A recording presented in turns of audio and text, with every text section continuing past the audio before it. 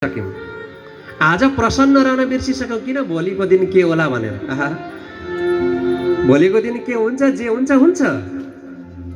तर आज व्यक्ति प्रसन्न रहनु पर्दछ। प्रत्येक दिन जिउने प्रयास गर्नु पर्दछ। प्रत्येक दिन आनन्दले रहने प्रयास गर्नु पर्दछ। तपाईँ दुखी भएको सारा संसारले देख्न चाहन्छ, तपाईँ सुखी भएको कसैले मात्र देख्न चाहन्छ। तसर्थ भगवानको भक्त जति पीडा भए पनि उसले सहन गर्छ, तर मुस्कुराउन छोड्दैन। किन भन्दा म मुस्कुराएँ भने अरूलाई पनि खुसी प्राप्त हुन्छ।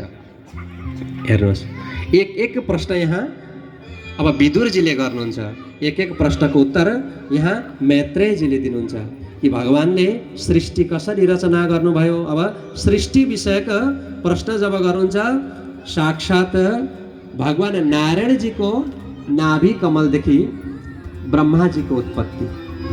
ध्यान दिनु होला, नाभि कमलदेखि ब्रह्माजीको उत्पत्ति हुने बित्तिकै ब्रह्माजीले सोच्न थाल्नुभयो, म को हुँ, कहाँदेखि आएँ, मलाई जन्म दिनेवाला को हुँ, खोज्न थाल्नुभयो। 1000 वर्ष जब व्यतीत भयो र पनि थाहा भएन।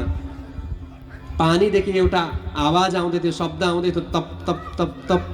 के गर्नु पर्ने भन्दा तपस्या गर्नुपर्ने रहेछ। ब्रह्माजीले पनि तपस्या गर्दै हुनुहुन्छ। किन भन्दा सृष्टि गर्नका निमित्त तपस्याको मतलब के हो? हामी भन्छौँ लो पहिलेका मान्छे, पहिलेका व्यक्ति जङ्गलमा गएर तपस्या गर्थे भन्दा तपस्याको मतलब हो विद्यार्थीले छात्राणाम अध्ययनम तप। विद्यार्थीको निमित्त केवल अध्ययन गर्नु नै उसको तपस्या हो।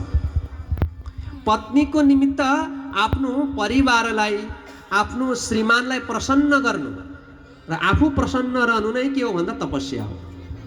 श्रीमानको तपस्या के हो भन्दा चारैपट्टिदेखि आफ्नो श्रीमतीको रक्षा गर्नु नै उसको निमित्त तपस्या हो। गर्दा गर्दै भगवानलाई स्मरण गर्नु। यसको मतलब भगवानलाई बिर्सिनु होइन। एउटी हुन्छन् धर्मपत्नी, एउटी हुन्छ के सिक्छ?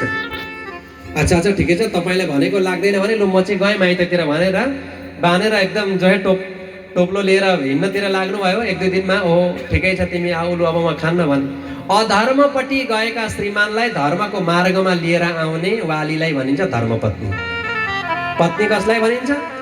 केवल आफ्नो पतिको आय इन्कम कति छ थाहा छैन, लु तपाईँले मलाई साडी ल्याइदिनु भएन भने त म माइत गएँ।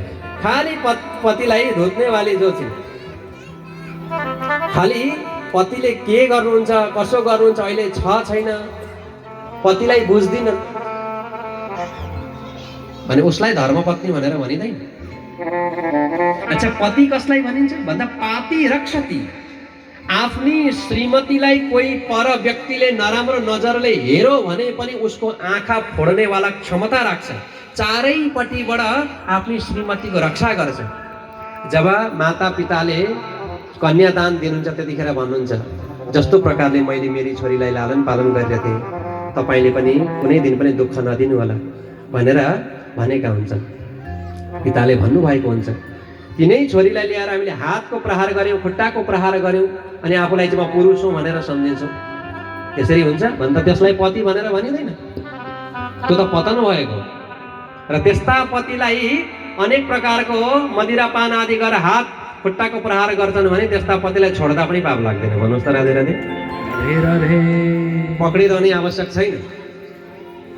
पति पनि परमेश्वर हुनु पर्यो अनि मात्र पत्नीले चरणको सेवा गर्छ। पत्नीको धर्म हो पतिको सेवा गर्ने, तर पति पनि परमेश्वर जस्तो हुनु पर्यो नि त। अनि पतिले पनि पत्नीको रक्षा गर्नु पर्दछ, तर पत्नी पनि रक्षा गर्ने वाली जस्तो हुनुपर्छ। तसर्थ उनलाई धर्मपत्नी भनेको कारण नै त्यही हो। आफ्ना अधर्मपट्टि गएका श्रीमानलाई धर्मको मार्गतर्फ लिएर आउने वाली धर्मपत्नी र चारैतर्फबाट रक्षा गर्नेवाला जुन छन् उसलाई पति भनेर भनिन्छन्। पाति रक्षति। तसर्थ भगवानलाई पनि पति भनेर भन्छौँ हामी। किन भन्दा उहाँ पनि हामी सम्पूर्ण भक्तको रक्षा गर्नुहुन्छ। तसर्थ उहाँ पनि पति हुनुहुन्छ, जगतपति हुनुहुन्छ उहाँ। बोल भक्तवत्सल भगवानको जय हो। ब्रह्माजीले तपस्या गर्नुभयो, तपस्या गरेर ज्ञान भयो।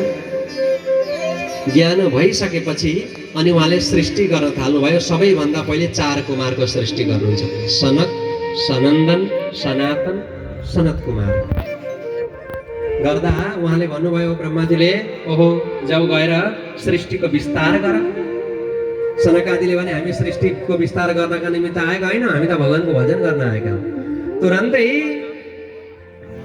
बद्रिकाश्रमतर्फ जानुभयो सनकादि।